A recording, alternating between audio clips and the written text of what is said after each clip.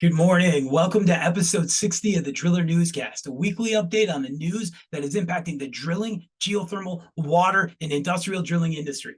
I'm your host, Brock Yordy, and this week in the news, we're heading to California to talk about their latest emissions ruling for medium and heavy duty trucks, or what we should just say is zero emissions, because that's right, they want to go to electric vehicles. Let's see how that impacts the drilling industry. Next, we head to Parkersburg, West Virginia. Sound familiar? Should. That's where Robert Bilott and PFAS and DuPont and all of this started back in 1998.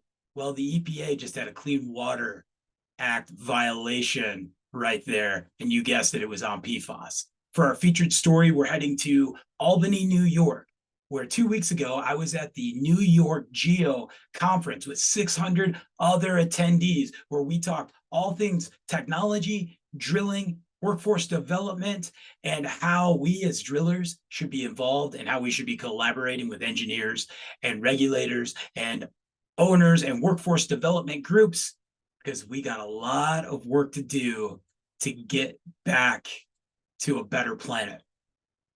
But before we get into all of this, let's talk safety.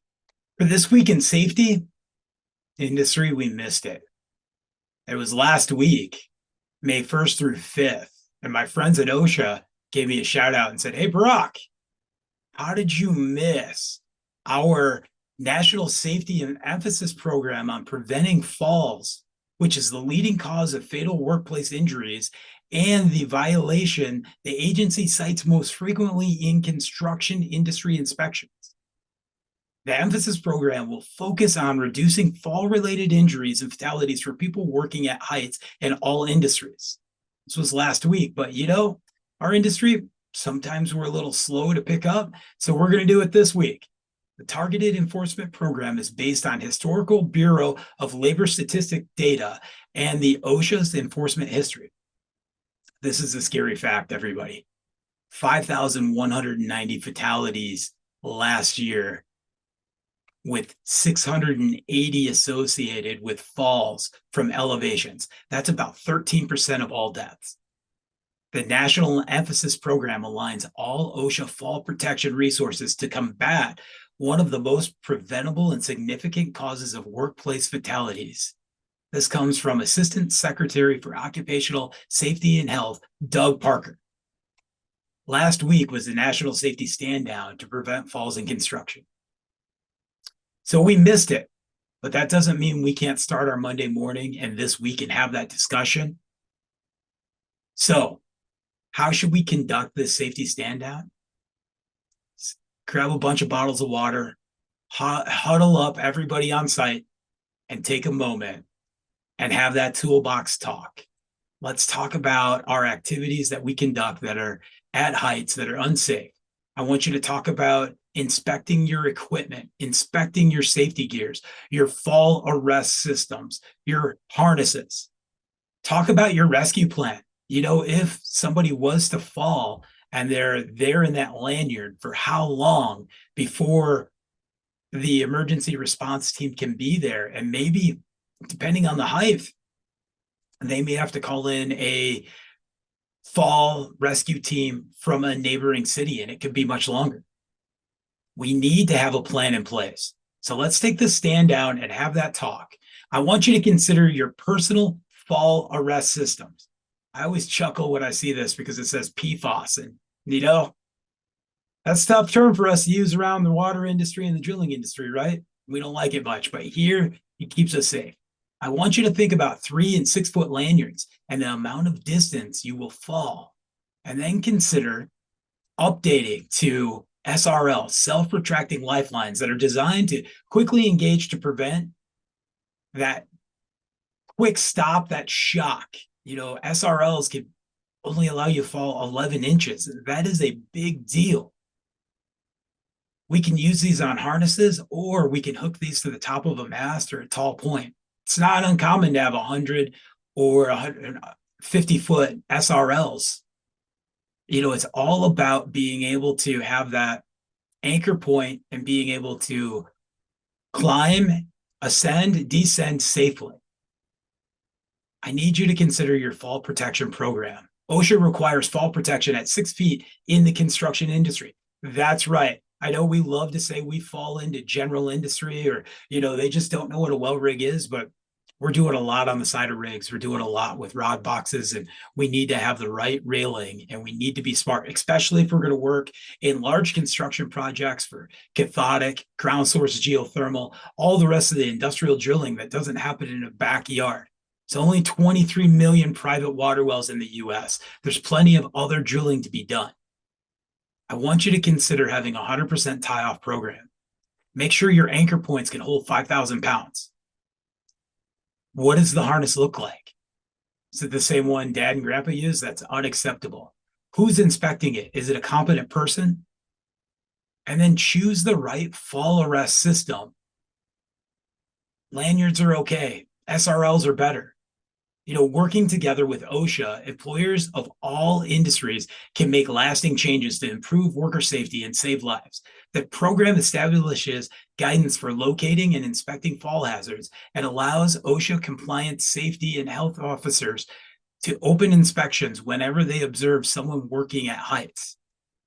So we have compliance officers, and then they also have consultants. If you have questions, reach out to your local OSHA and have that discussion about what would be right. Get on the right side of safety. There's plenty of grants and incentive programs out there that will help fund these safety programs for you. We just need to keep workers safe and understand that we need to observe these activities and make sure that we're operating smart within the guidelines and not putting anyone in danger. Be safe out there. For this week in the news, we always hear it in our industry. What starts out west ends up happening east. So yeah, we're going to start with the state of California and the National Groundwater Association and many drilling associations and water well associations in each state are all talking about this and what will this do next to our industry. The California Air Resources Board, CARB, on April 28th, approved the first of its kind rule that requires a phased in transition towards zero emission medium and heavy duty vehicles. This is known as the Advanced Clean Fleets. The new rule helps put California on a path towards accomplishing Governor Gavin Newsom's goal of fully transitioning the trucks that are traveling across the state to zero emission technology by 2045. I want you to think about 10, 11 years ago as we started the discussions on Tier 4 and Tier 4 interim to Tier 4 final, and how this impacted many pieces of our industry, how this shuttered some very good drilling rig manufacturers and other equipment manufacturers. We can't wait to the last minute. This is the future. We have to embrace it. Sure, will there be more technologies? Sure, we've specialized equipment. Yes, but it's time to embrace it. Let's get moving towards it. Doesn't mean it has to happen tomorrow or next year or the following year, but we should all be focusing on what's going to help continue to allow us to have a healthy ecosystem, clean water, clean air. This new rule is expected to generate $26.6 billion in health savings from reduced asthma attacks, emergency room visits, and respiratory illnesses. Furthermore, fleet owners will save an estimated $48 billion in their total operating costs from the transition through 2050. While trucks represent only 6% of the vehicles on California roads, they account for over 35% of the state's transportation-generated nitrogen oxide emissions and a quarter of the state's on-road greenhouse gas emissions.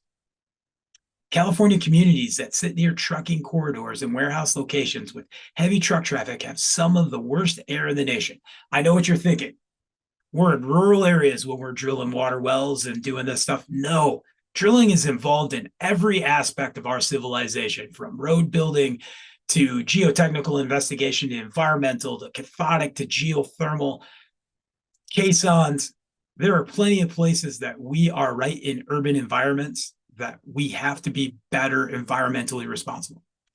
California has set to invest almost $3 billion between 2020 one in 2025 in zero emission trucks and infrastructure.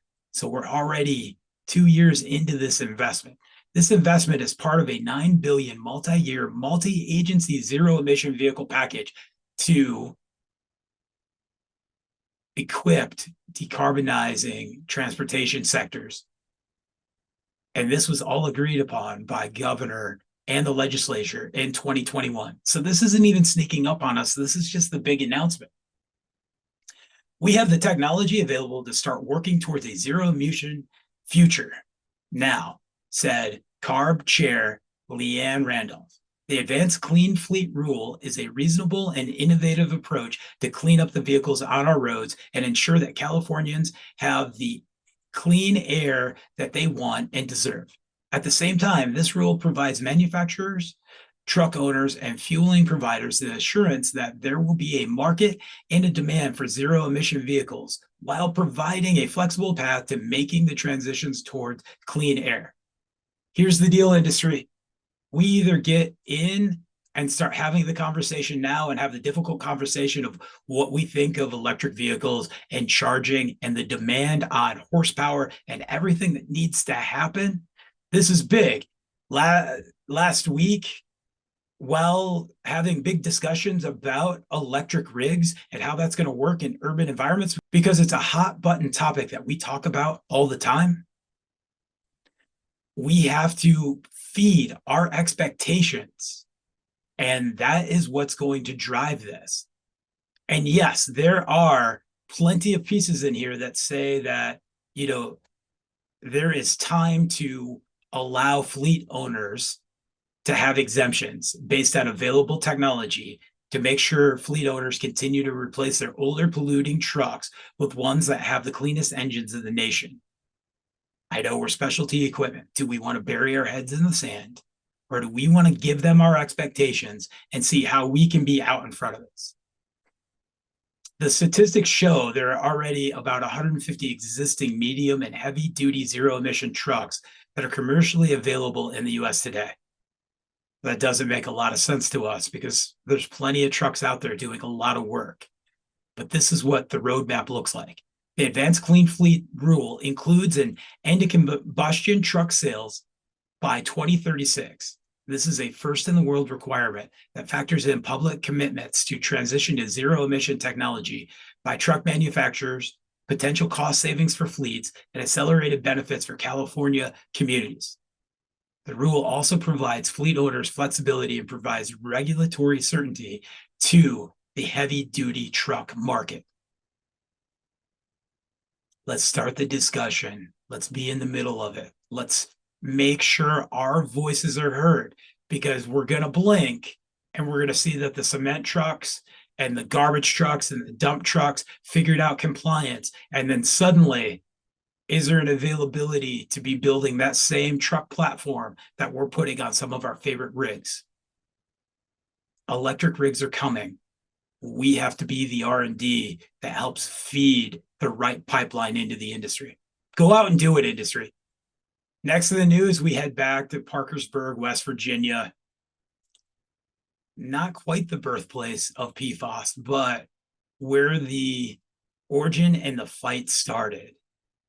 This is from the United States Environmental Protection Agency, which has ordered the Chemours company to take corrective measures to address pollution from per and polyfluoroalkyl substances in stormwater and effluent discharges from the Washington Works facility near Parkersburg.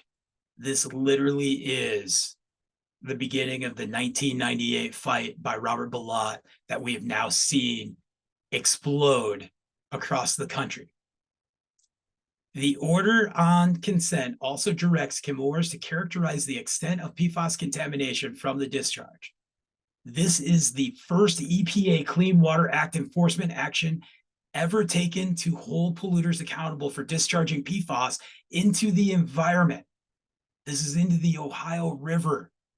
Again, we think about this all the time right now. This is such a hot button topic, and this is 2023. This started in 1998, and 2004 is when the EPA started categorizing these, and this was their statement about PFAS. PFAS are a group of man-made chemicals that have been manufactured and used in industry and consumer products since the 1940s. There are thousands of different PFAS chemicals, some of which have been more widely used and studied than others. According to the EPA order, PFAS levels in the discharge from the facilities exceed the levels that are set in the Facilities Clean Water Act permit. Administrator Reagan has directed EPA staff to use every enforcement tool at our disposal to compel manufacturers of PFAS to categorize, control, and clean up ongoing and past PFAS contamination. This was from Acting Assistant Administrator Larry Starfield of the EPA's Office of Enforcement and Compliance. This is a big deal, everybody. And as we look at that 4 parts per trillion discussion, as we look at, we're still at point protection and removal, we're not remediating yet. We're still discussing how that is going to be done. This is a big deal. Goes on. Through this order, EPA is taking actions to address PFAS violations and better protect the resources and people of West Virginia. The Parkersburg community has a long history with this facility and the ever-present threat of PFAS pollution. This was from EPA Mid-Atlantic Regional Administrator Adam Ortiz. This order demonstrates that the EPA will take action to safeguard public health and the environment from these dangerous contaminants. Did you see this in the news last week? Sure. Saw it in the New York Times. I saw it a couple places, but we got to be paying attention. We're no longer an emerging contaminant here. We are a forever chemical, along with the rest of the C8 family, jumping into the Gen X chemicals. This is a big deal, and that's why we're back to covering it. If you're in West Virginia, you're connected to the Ohio River, I want you to think about how easily the Clean Water Act and the waters of the United States is connected to our industry and how it will affect our ability to be able to drill effectively in affected areas, or what your company's diversification can look like in the next 5 to 10 years when the demand for actual plans for remediation, discovery, testing of aquifers takes place. Are you going to be part of this? You should be. For our feature this week, we're going to talk 2023 NY-GEO conference. And you want to know what the major theme was, drillers? Us. And drilling equipment and technology and execution and the demand for a new generation of drillers and rigs to head to the state of New York to help drill the 2 million residential homes or the 36 million buildings requiring thermal networks.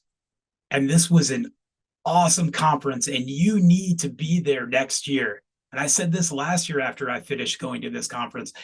It was an amazing collaboration of sharing knowledge and having difficult discussions and conversations and strategizing on how we as an industry collaborate to get to the net zero that we want. It was held in Albany, New York, April 26th and 27th. This year's record-breaking registration was 600 attendees.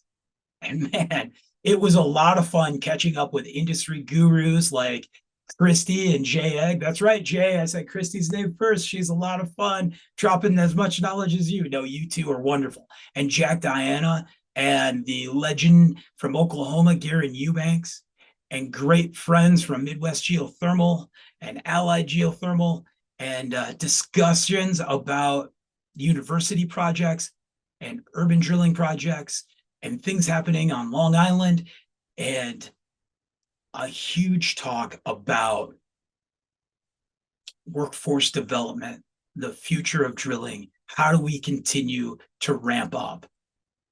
And I'm going to say it again.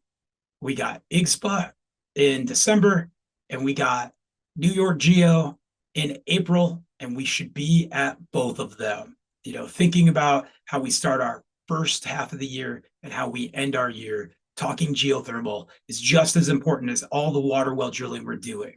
And, you know, they had a driller's dedicated track. And what was cool about this drilling track?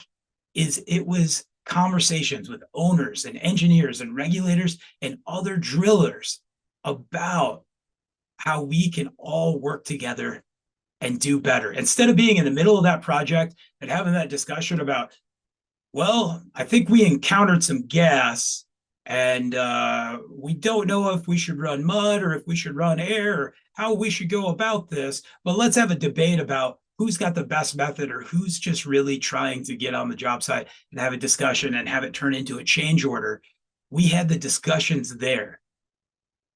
We started out with where we have been, the history of geothermal. And, it was a great discussion. We had Garen Eubanks right there in the audience, shouting out some things. And we talked about the rise and fall from all the tax incentives and when they were there and when they were gone and how that has impacted us. But I can't say enough about there's 23 million private water wells, and we need to keep our water well business. And it's the roots. There's nothing better than making water come out of the ground. I'm going to say the second best thing is us saving our planet by installing geothermal loops effectively, safe, and with the least amount of impact to our environment. I thought it was quite funny. One of the last discussions we had on the history was the history of cost of drilling. And sure, if we look at it, we started out with shot hole drillers, and then we got into mud rotary drillers. And then we had the oil and gas influx come in and go, whoa, you just need to be more efficient. Or, it's a logistics problem versus a actual drilling problem. I want to say, once again, as we look at what we just talked about with the state of California, the idea that we're going to go to electric rigs, the fact that we only have about 7.6 million construction workers in the workforce out of our 166 million. And we drive down the highway and we see fast food signs that say $500 signing bonus and $25 an hour, and you don't have to work Sundays. Price per foot of geothermal is going up because the demand is there and we need to ramp. And any buffoon that thinks the price can stay the same is a poor advocate for our industry. And we had a great discussion about that. Next, we talked about the evolution of the geothermal industry. And it was a great talk about rigs and workforce and development. And again, we keep talking this word, workforce development. We have to inspire Gen Z, if that's through the awesome Aquifer program, if that's NGWA University, if that's what's happening with the Dig Deeper stuff with IGSPA. We need to get everybody that thinks it's amazing to save the planet and get to drill a hole and discover the unknown. We need to get them on the back of the rig. And this is a big thing. And we're going to continue to see funding. And matter of fact, next week's episode is going to be nothing but a discussion about funds and workforce development and what we need to do in our industry's culture to change. Next, we talked geology and thermal conductivity testing. And I'll tell you what, this was a big discussion because we really dived deep into what a test hole requires, and not just drilling a hole as fast as we can so we can get that loop in there and get that in situ thermal conductivity test running, but what a driller's log looks like versus a geological log, and the difficulty of being a driller and doing sampling. I want you to think about these geothermal projects no different than when we approach a large-scale municipal water project. There's a lot of money involved there. I'll tell you what, some of these loop fields are the same price as that deep hole municipal water project. And why shouldn't we have a geologist on staff whose only job is to collect samples and categorize? And then why are we not using geophysical logging tools and looking at that the same way as we would? There's a lot of cohesion we could have with the hydrogeology industry, our other scientists, and what we've learned. And sure, do we say that we specify geologists on site? Sure, do we say that we're doing sampling? But the specifications are all over the board. How efficient is the driller? How quickly can they drill? How quickly can they trip? How well are they able to react to downhole conditions? When did we encounter water? Are we going to encounter gas? We had a big discussion about, do we have air quality monitors on rigs and exploration holes? And you know who coined the term exploration holes? Last year, our discussion with Garen Eubank had been saying that there's time for exploratory holes, and then there is time for us to look at how efficient we can drill these holes.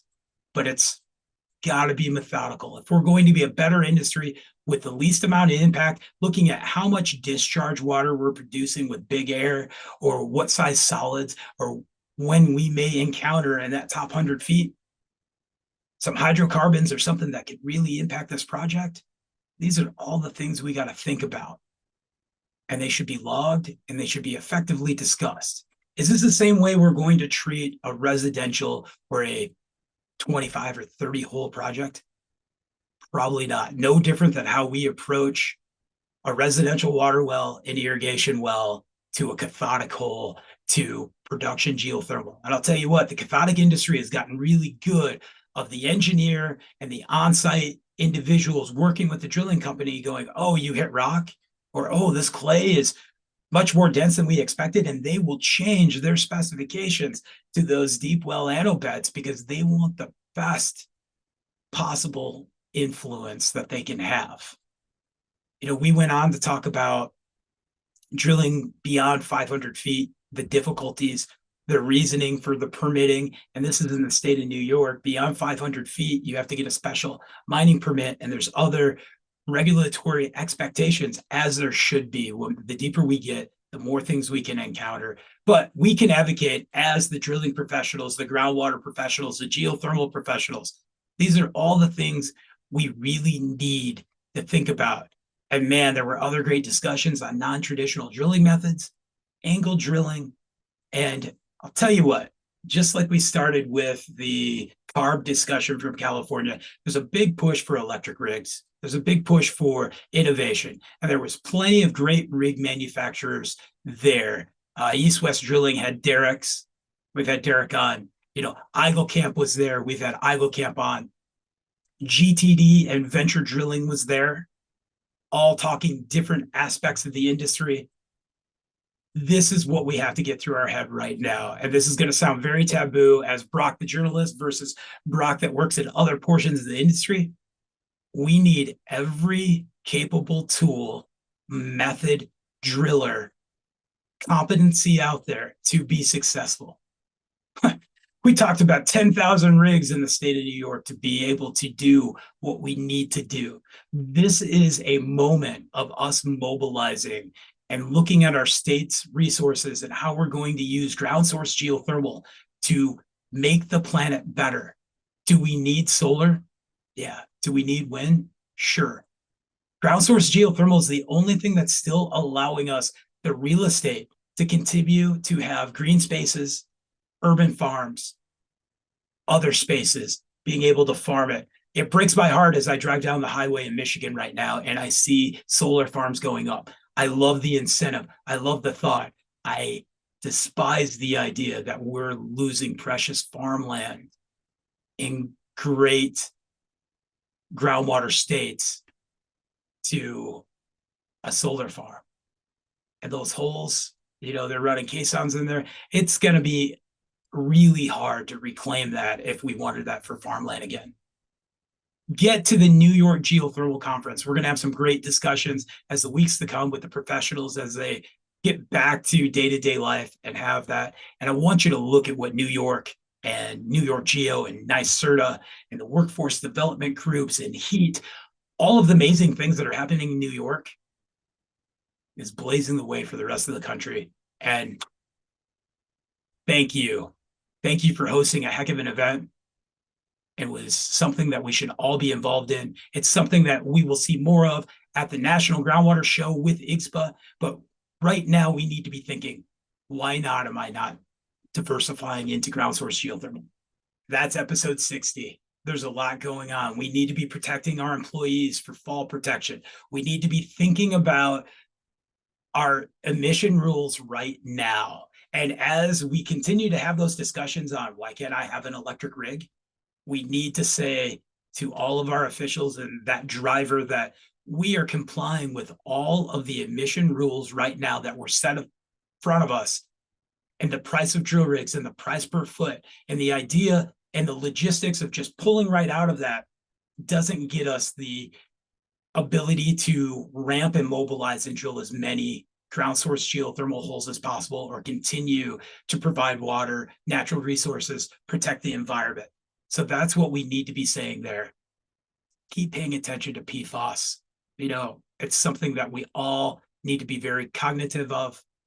And I'm going to say it again one more time, industry. If you're not thinking about drilling geothermal, you're missing out on one of the greatest opportunities in our drilling lifetime, which is right now. And those incentives are not going away in the next 10 to 12 years. And by then, the groundswell is going to be so big, it's going to be something you're going to want to say, I was part of it from the beginning. Have a safe and productive week.